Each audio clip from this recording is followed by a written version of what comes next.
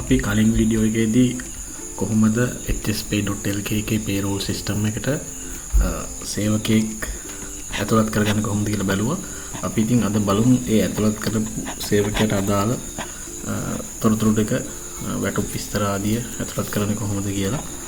ඉතින් අපි මෙතන login button එක ක්ලික් කරලා මුලින්ම පුරුදු විදිහටම අපේ කම්පැනි එකට log වෙන්න ඕනේ.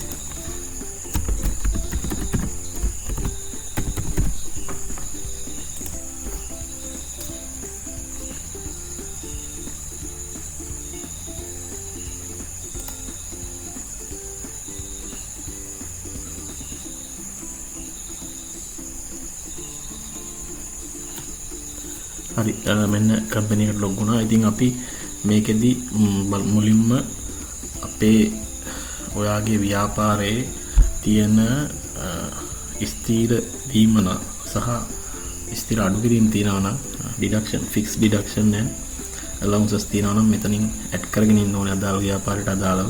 ඒකට අපි යන්න පුළුවන් මේ settings කියන එක ක්ලික් කරලා මෙතන salary items කියලා තියෙනවා. salary items කියන එක ක්ලික් කරන්න. salary items ක්ලික් කරාම ඔයාලට පුළුවන් ඔයාගේ business එකට අදාළව තියෙන allowance ටික ඇඩ් කරගන්න. මෙතන ගාන දාන අවශ්‍යතාවයක් නැහැ. මෙතන නම් විතරයි ඇතුළත් කරන්න ඕනේ. මොකද මේ allowances එක එක්කෙනාට වෙනස් වෙන්න පුළුවන්. ඉතින් අපි හිතමු එක්කෙනෙකුට food allowance එක 5000ක් දුන්නොත් තව කෙනෙකුට 6000ක් වෙන්න පුළුවන්. ඒ නිසා මේ අවස්ථාවේ මෙතන ගාන දාන්න නැහැ. අපි මෙතන දාන්නේ allowance එකේ හෝ deduction එකේ නම. මේවා fixed ඒවා. ඒ කියන්නේ මාසයකට අනිවාර්යයෙන්ම ගෙවන ඒවා අඩු වැඩි වෙන්න පුළුවන්. නමුත් අපි මෙතන දාන්නේ නම විතරයි. අපි ඉතින් මුලින්ම allowance එකක් ඇඩ් කරමු. අපි food allowance එකක් food allowance එකක් වගේ එනකොට EPF එකට ගෙවනවා. මොකද ඒක ජීවිතය හා සම්බන්ධ දීමනාවක් නිසා. ඒකෝර මේක EPF payable කියන ටික එක දාලා සේව් කරන්න ඕනේ. හරි මෙන්න මෙතනට ආව food allowance එක. හරි ඊළඟට deduction එකක් දානවා. සමහරලාට කම්පැනි ඉන්න අය loan අරගෙන තියෙන්න පුළුවන්. ඒ loan වලට අදාළව ඒගොල්ලන්ගේ වැටුප් එකෙන් අඩු වෙන්න ක්‍රමයකට හදලා තියෙනවා. ඉතින් අපි ඒව එකක් අවුට් කරගන්න මෙතන loan කියන deduction එකක් add කරගෙන ඊට අමතරව මම travel allowance එකක් දෙනවා කියලා දානවා. travel අපි තව allowance එකක් දාමු. phone හරි දැන් ඔයගොල්ලන්ගේ කම්පැනිට අදාළව allowances deduction වා set up කරගත්තා. නැවත අපි back to the dashboard. හරි දැන් අපි මුලින්ම add කරගත්ත සේවකයාගේ විස්තර ඇතුළත් කරලා තියෙන්නේ. අපි යාට අදාළව allowances and deduction set up කරමු. ඒක කරන්න පුළුවන් මේ payments and deduction වලට ගිහිල්ලා මුලින්ම මේ සේවකයාට අපි basic salary එකක් assign කරලා ඉන්න ඕනේ. මේ basic salary කියන click කරලා අපි employee select කරගන්නවා. හරි අපි basic salary එක 30000යි කියලා දෙනවා. මේක effective date එක කවදද ඉඳලා. හරි මාසේ පළවෙනිදා ඉඳලා නම් එක සේව් කරා. දැන් ඔයගොල්ලන්ට පේනවා මේ හර්ෂ කියන කෙනාට 2026 6/1 දින සිට 30000ක සැලරි එකක් ඇඩ් තියෙනවා. අපි ඩෑෂ්බෝඩ් එකට ගිහිල්ලා දැන් මෙයාගේ ඉතුරු allowances deductions එකතු කරමු. payment and deduction වලට ගිහිල්ලා assign items කියන තැනට ක්ලික් කරන්න ඕනේ.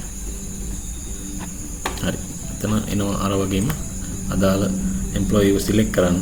select කරාට පස්සේ එයාට තියෙන fixed allowance සහ fixed deduction වල amount එක ඔයගොල්ලන්ට add කරගන්න පුළුවන්. හොඳයි අපි choose allowance ගන්න. තියෙන මෙතන අපි අර කලින් අපි ඇතුළත් කරගත්ත allowance ටික මෙතන පෙන්නනවා. මෙතන කලින් අපි ඇතුළත් කරගත්ත deduction ටික පෙන්නනවා.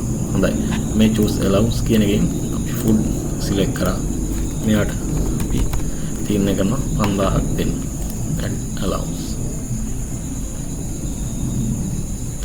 හරි ඊළඟට අපි දෙනවා මෙයාගේ travel allowance එක. ඒක අපි 15000යි. ඊට පස්සේ අපි මෙයාට ආපහු දෙනවා phone allowance එක රුපියල් 2000යි. හරි අපි તો මෙයා loan එකක් අරගෙන තියෙනවා කියලා. loan එකට අදාළව 10000ක් සෑම මාසයකම මෙයාගේ වැටුපෙන් අඩු කරන්න ඕනේ. ඉතින් අපි ඒක deduction එක විදියට loan එක select කරලා 10000 add කරනවා. හරි. එතකොට මෙයාගේ fixed allowance and fixed deductions අපි start කරලා ඉවරයි. දැන් අපි මෙයාගේ overview එකක් බලමු. dashboard එකට ගිහිල්ලා employee management වලට ගිහිල්ලා අපිට පුළුවන් employee status කියන තැන click කරන්න. එතකොට MH හර්ෂ ඉන්නවා. මෙයා active join වෙලා තියෙන්නේ. අපි click කරාම මෙයාගේ සම්පූර්ණ විස්තරය ඔයගලන්ට පෙන්වනවා ඇති. basic salary එක 30000යි, fixed allowance 22000යි, fixed deductions 10000යි. එතකොට ඒ විදිහට තමයි අපි employee කෙනෙක් අලුතින් add කරාම එයාගේ තියෙන basic salary එක සහ අදාළ fixed deduction and fixed allowance add කරන්නේ.